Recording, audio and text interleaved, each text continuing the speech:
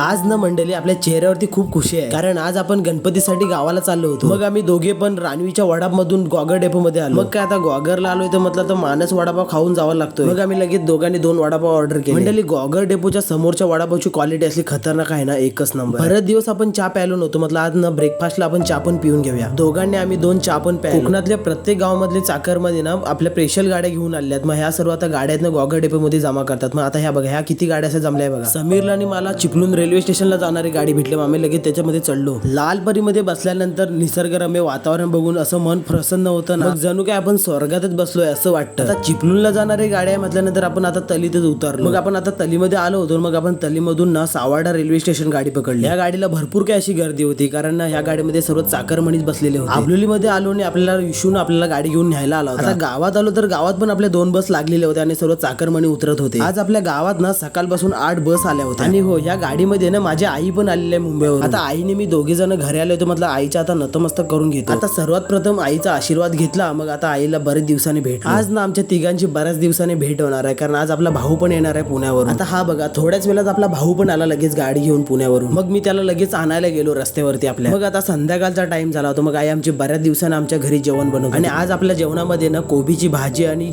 दाण्याची भाकरी आहे। तुम्ही पण या मंडळी जेवायला। व्हिडिओ कसा वाटला कमेंट मध्ये नक्की सांगा।